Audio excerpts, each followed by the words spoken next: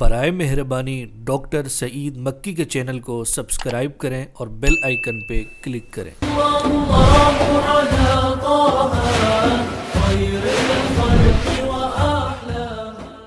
الحمد للہ رب العالمین والصلاة والسلام علی رحمت للعالمین وعلى آلہ واصحابہ اجمعین ومن تبعهم بإحسان إلى يوم الدين۔ يقول الله عز وجل: ما جعل عليكم في الدين من حرج ملة أبيكم إبراهيم هو سماكم المسلمين۔ وقال النبي صلى الله عليه وسلم: بعثت بالحنيفية السمحة۔ صدق الله وصدق رسول الله صلی اللہ علیہ وسلم۔ محترم و مکرمین سامعین و ناظرین، آج کی اس مجلس میں ہمارا موضوع سخن انتہائی اہم اور اس کی اہمیت ہم میں سے جان لینے کے بعد ہر ایک کو انشاءاللہ حضرت رحمت للعالمین صلی اللہ علیہ وسلم کی ذات اقدس سے محبت میں اضافے کا سبب بنے گی، اور وہی اہمیت ہمارے لیے حضرت رحمت للعالمین کی لائی ہوئی شریعت جو سراپائے رحمت، اس پہ عمل کرنا بھی ہمارے لیے دل و جان سے آسان ہوگا۔ اللہ تبارک و تعالی نے جو رحمان و رحیم رب کریم ہیں، اور انہوں نے حضرت محمد الرسول اللہ کو سید المرسلین، خاتم النبیین اور تمام جہانوں کے لیے رحمت بنا کے مبعوث فرمایا، اس ذات عالی کا آپ پہ خصوصی کرم ہوا کہ آپ کو رحمت للعالمین کا لقب دیا، پھر آپ کو جو شریعت عطا فرمائی اور آپ کو اپنے امتیوں کو جو کام کرنے کے لیے کہا اور جن کاموں سے رکنے کے لیے فرمایا، وہ سراسر رحمت ہی رحمت ہیں بندوں کے لیے۔ اور ہم میں سے ہر محب صادق اور ہر اللہ اور رسول کے مطیع کو اس موضوع کو سمجھنا بھی چاہیے، اور اپنے گھروں میں بچوں کے سامنے، ماؤں اور بہنوں کے سامنے اور اپنے عزیز و احباب کے سامنے بیان بھی کرنا چاہیے۔ تو پہلی بات یہ ہے کہ جو قرآن حکیم کی آیت میں نے پڑھی ہے آج کی مجلس میں، اس میں اللہ تعالیٰ کا واشگاف اعلان ہے کہ اللہ تعالیٰ کی ذات گرامی نے تمہارے لیے، تمہارے دین میں، تمہاری شریعت میں کوئی تنگی نہیں بنائی۔ تو ہماری شریعت میں وسعت ہی وسعت ہے، تنگی ہرگز نہیں ہے۔ ہماری اللہ تبارک و تعالیٰ کی طرف سے ملنے والی شریعت کے اندر آپ کو پتہ ہے دو چیزیں ہوتی ہیں۔ کچھ کام کرنے والے ہوتے ہیں جنہیں اوامر کہتے ہیں، اللہ کے اوامر، اور کچھ نہ کرنے والی باتیں ہوتی ہیں جنہیں نواہی کہتے ہیں۔ اتنی بات کو ہر مسلمان کو سمجھنا چاہیے۔ تو کرنے والے کاموں میں بھی ہمارے لیے سہولت، اور نہ کرنے والوں کے اندر بھی ہمارے لیے سراسر منفعت اور ہماری مصلحت رکھی گئی ہے۔ اور پھر اللہ نے فرمایا کہ یہ تمہارے باپ ابراہیم کی ملت ہے، جن کے بارے میں اللہ نے فرمایا کہ وہ حنیفاً مسلما، حنیف تھے۔ حنیف اس شخص کو کہتے ہیں جو بالکل سیدھا ہو اور ہر ٹیڑھ سے پاک ہو، صاف ہو، ہر ٹیڑھی چیز، ٹیڑھا راستہ اور ہر کج روی سے جو آدمی بچتا ہو وہ حنیف ہے۔ یہ تو آیت کا مختصر ترجمہ ہے۔ جو حدیث میں نے پڑھی بخاری شریف کے اندر ہے، نبی پاک صلی اللہ علیہ وسلم نے اپنی شریعت کا خود وصف فرمایا۔ کیا فرمایا؟ بعثت بالحنیفیت السمحہ۔ اب حنیف تو بندہ ہوا، اور حنیفیت اور سمحہ یہ شریعت کا وصف ہے۔ حنیفیت کا معنی سیدھی اور سمحہ کا معنی آسان، سمیح خوبصورت انسان کو کہتے ہیں۔ تو ہماری شریعت میں دو وصف حضور اکرم صلی اللہ علیہ وسلم نے اپنی زبان مبارک سے فرمائے۔ کیا؟ سیدھا اور آسان۔ اسی لیے آپ نے فرمایا الدین یسر، دین آسان ہے۔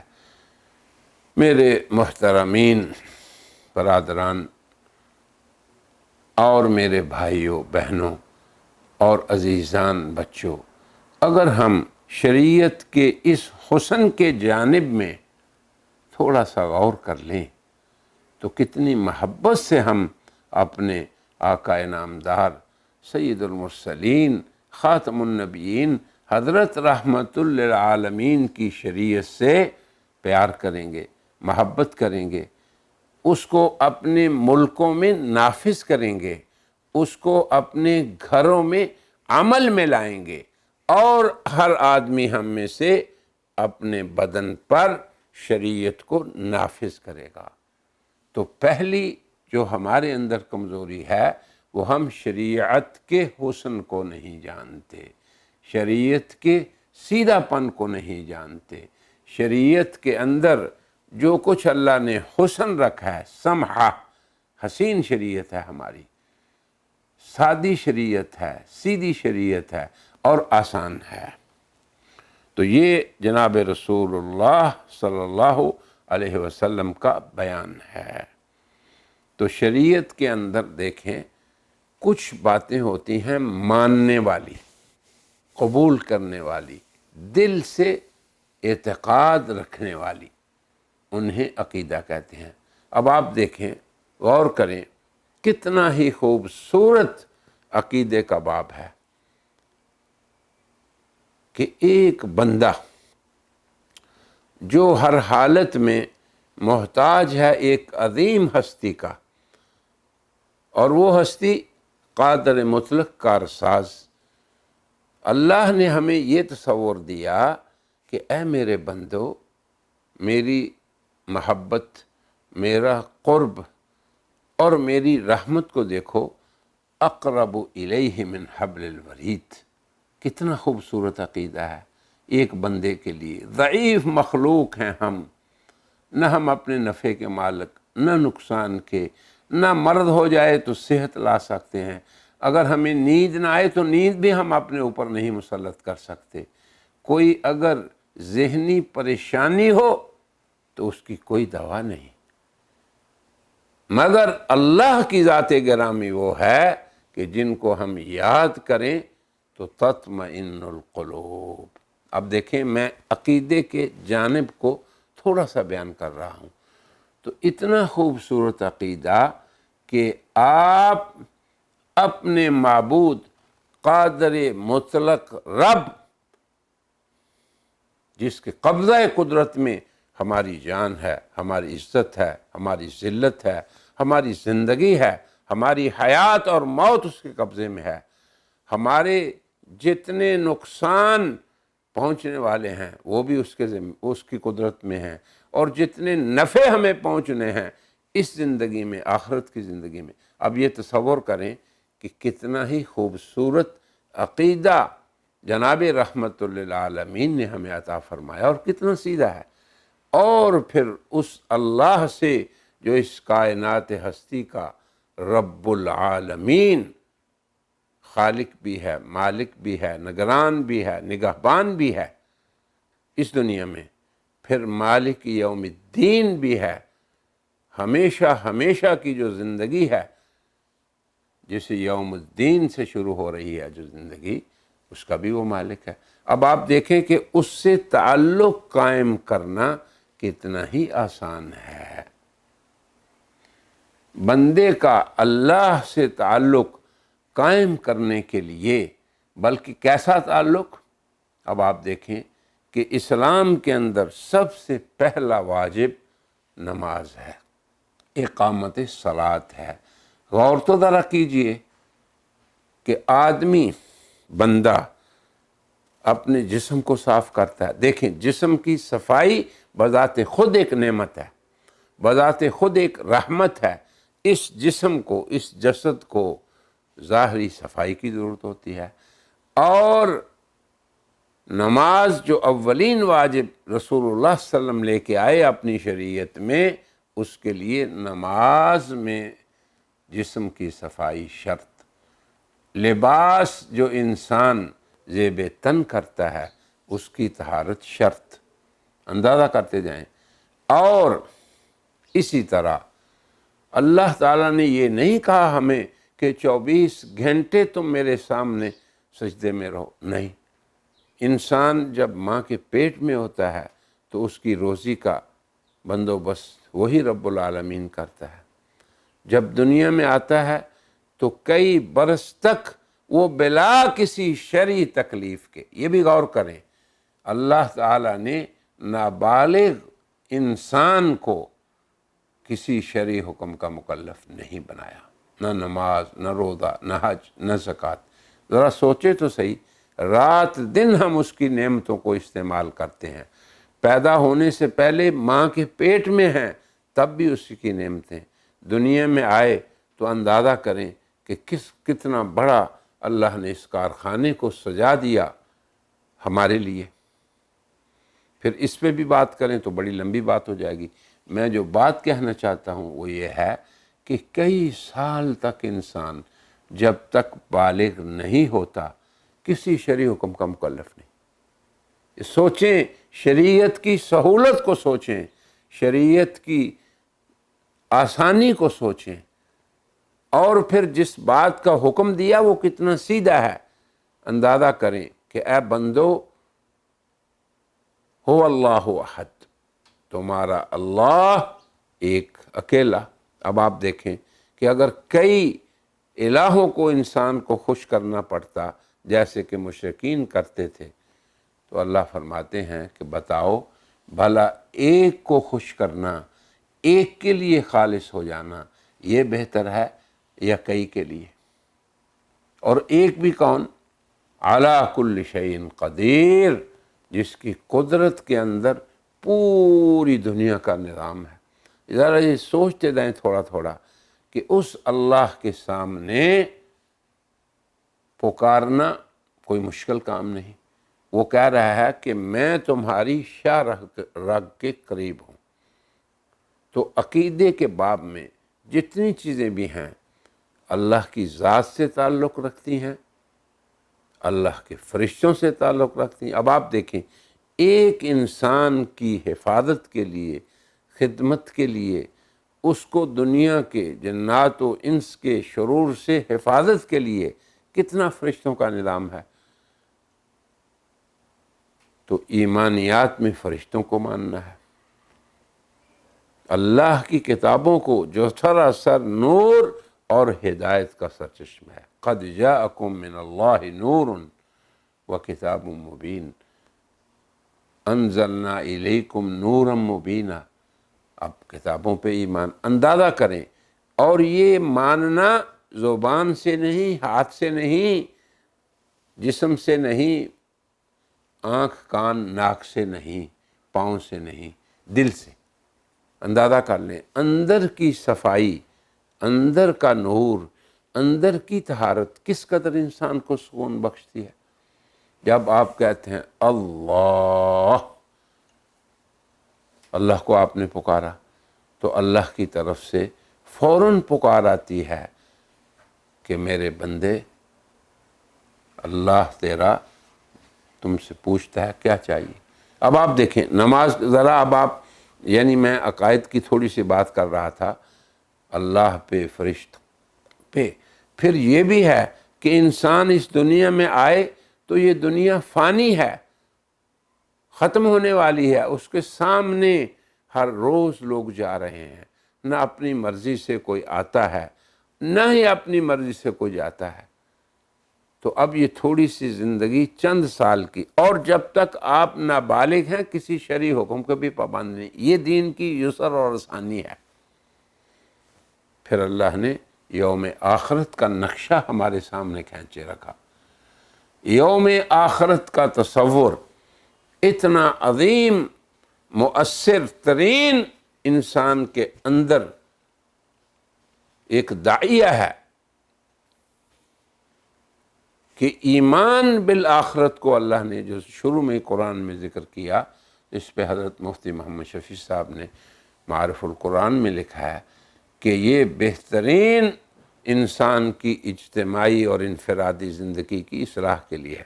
اگر ہمارے حکمرانوں کو یقین ہو جائے آخرت پہ تو اندازہ کریں کج روی ان میں نہیں رہے گی۔ اگر ایک شخص کو جو صاحب قدرت اور طاقت اور اقتدار ہے، اس کو پتہ ہو کہ مجھے اس مقتدر اعلیٰ کے سامنے جواب دینا ہے، یہ حضرت مفتی صاحب نے بہت خوبصورت لکھا ہے وَبِالْآخِرَةِ هُمْ يُوقِنُونَ پہ، اس کو آپ دیکھ لیں تو یہ نظام پورے کا پورا آسان بھی ہے اور سیدھا بھی ہے۔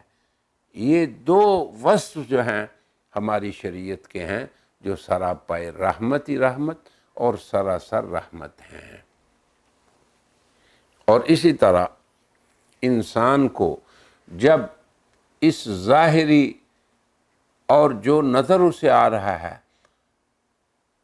اور اس کی ناپائیداری جو رسول اللہ صلی اللہ علیہ وسلم نے ہمیں سکھائی کہ یہ دنیا اللہ کے ہاں اتنی اہون ہے، بے قیمت ہے، جیسے ایک حدیث میں ہے کہ حضور صلی اللہ علیہ وسلم ایک جگہ سے گزر رہے تھے تو کسی کوڑی کرکٹ کی جگہ پر، روڑی جسے کہتے ہیں، اس پہ ایک مردہ بھیڑ کا بچہ تھا، تو آپ نے فرمایا کہ اس کی کوئی قیمت ہے تمہارے ہاں؟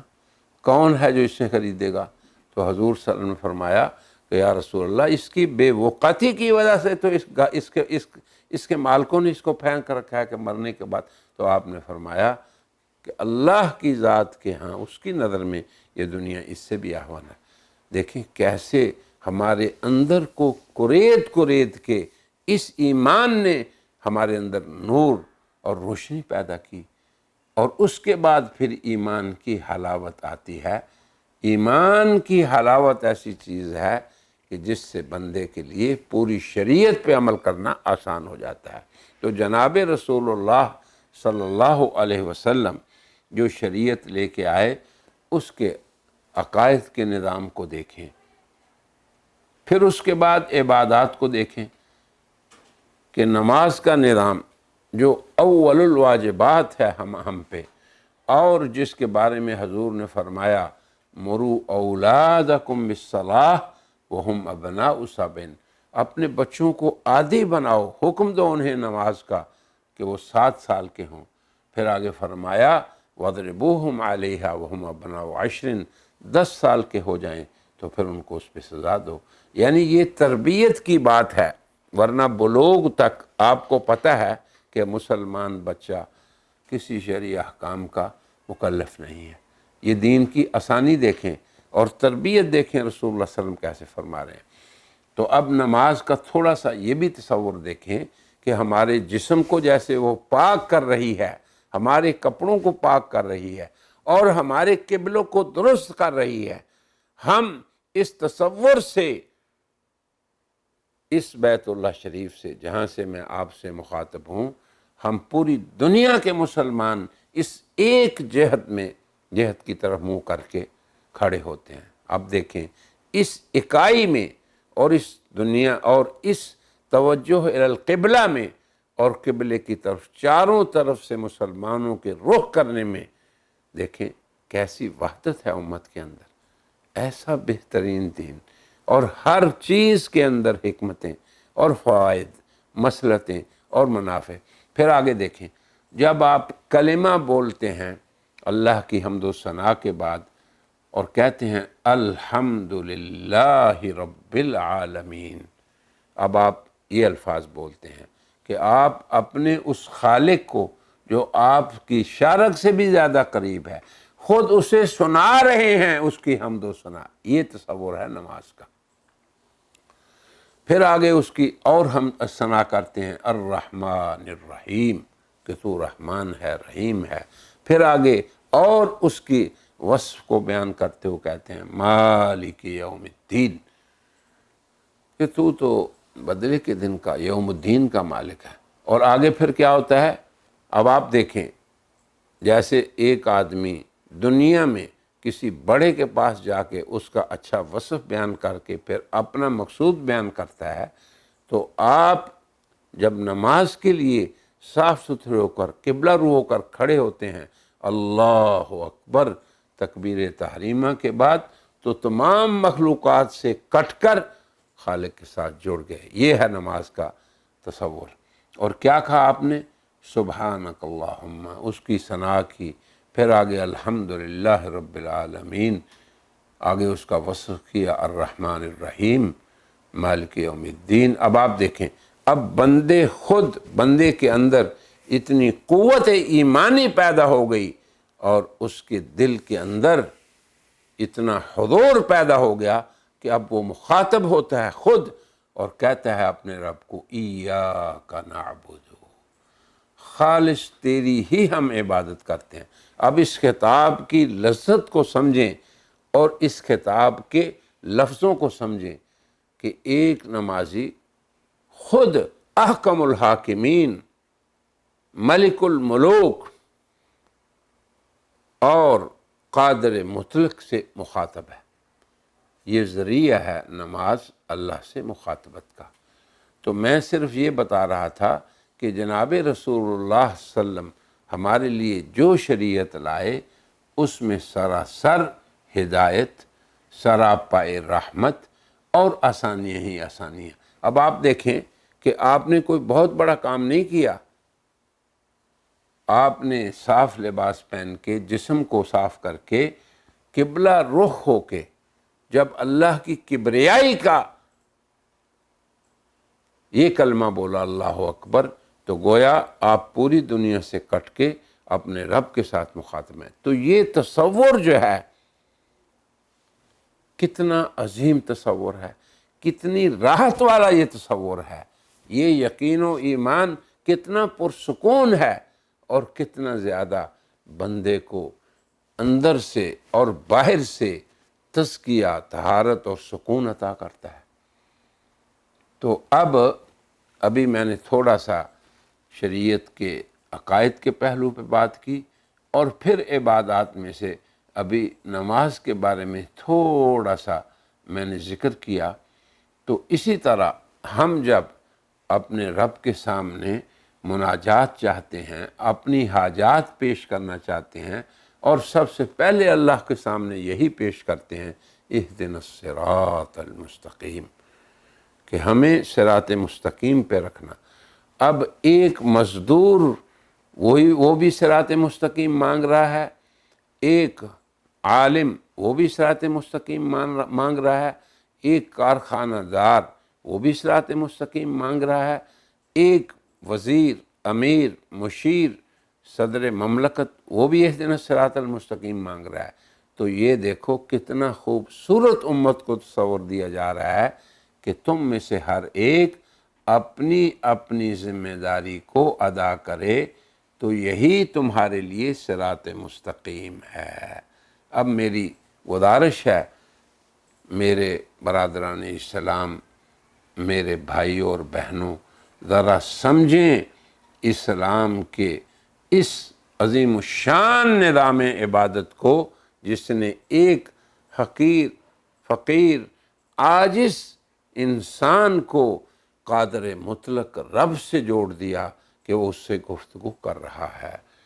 تو آج کی اس مجلس میں اسی پہ اس کو ختم کرتا ہوں تاکہ آئندہ اسلام کے بقیہ نظام پہ پھر دوسری مجلس میں بات کر سکوں، اور میں کہتا ہوں وآخر دعوانا ان الحمد للہ رب العالمین۔